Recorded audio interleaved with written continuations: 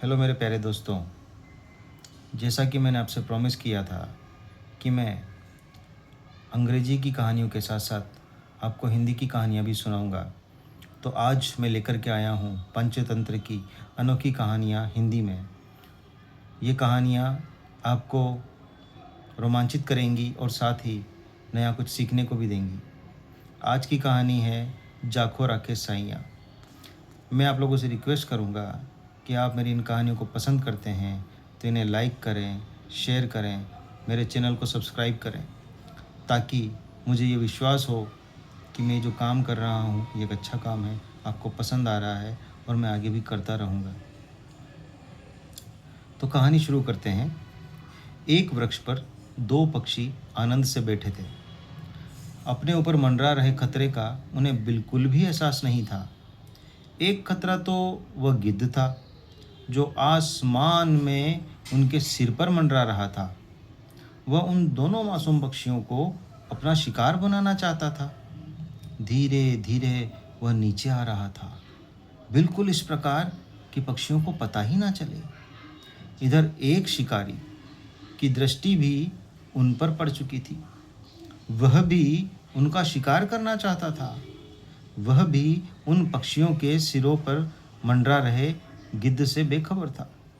उस शिकारी को नहीं पता था कि एक गिद्ध भी उन पक्षियों पर नज़र रखे हुए और उन पर हमला कर रहा है।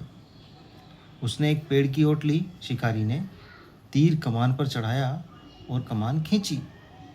निशाना थे वे दो मासूम पक्षी। जिस पेड़ की ओट में शिकारी खड़ा था, उसकी जड़ में बनी बांबी में उन पक्षियों का हितैषी एक बूढ़ा सांप रहता था। जैसे ही उसने शिकारी को कमान खींचते देखा, वो फौरन बांबी से निकला। दरअसल वो सांप बहुत बूढ़ा था। बुढ़ापे के कारण उसके शरीर में जान नहीं बची थी। ऊपर रहने वाले पक्षी भी उसकी हालत जानते थे। अतः सांप के बिना कहे वे जंगल जंगल घूमकर उसके लिए खाना खोज कर लाते और चुपचाप उसकी बामी के पास रखकर उड़ जाते थे। सांप यह जानता था, अतः वह उनसे पिता जैसा प्यार करता था। उसने शिकारी को उनका निशाना साधते देखा तो उसे बड़ा क्रोध आया कि शिकारी दो मासूम की जान लेना चाहता है। उसने आओ देखा न ताओ शिकारी के पैर में काट लिया। इससे शिकारी बुरी तरह से बिलबिलाया। उसका निशाना भी भटक गया। तीर छूटकर सीधा आसमान में मंडराते हुए गिद्ध को लगा। गिद्ध भी एक चीख के साथ नीचे आकर गिर गया। उधर शिकारी भी धरती पर गिरकर मर गया। दोनों की मौत हो गई, शिकारी की भी और गिद्ध की भी। उन पक्षियों को पता ही नहीं चला कि क्या हो चुका था, जबकि अपना काम करके सांप अपनी बामी में चला गया। इससे सिद्ध होता है कि दूसरों का भला करने वालों का भी अंत में भला ही होता है। पक्षियों ने सांप के साथ भलाई का काम किया तो सांप ने भी उनकी भलाई का बदला भलाई से चुका दिया।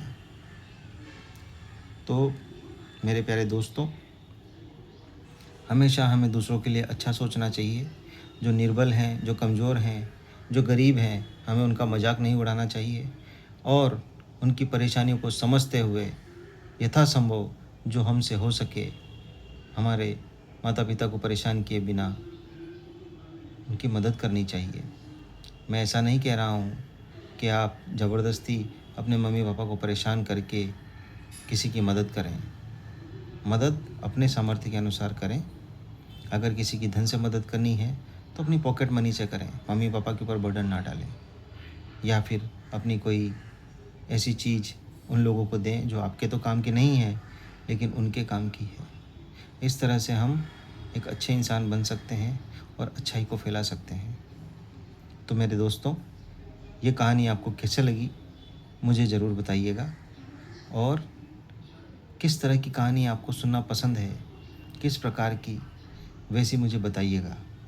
मैं ज़रूर आपको वैसी कहानियाँ भी सुनाऊंगा और कोशिश करूंगा कि इस प्रकार से सुनाऊं कि आपको सुनने में भी मज़ा आए। ये आज मेरी हिंदी की पहली कहानी है। हो सकता है इसके अंदर आपको उतना मज़ा ना आया हो, लेकिन मैं आपसे वादा करता हूँ कि अगली कहानी इससे भी मज़ेदार होगी और आपको बड़ा मज़ा आएगा।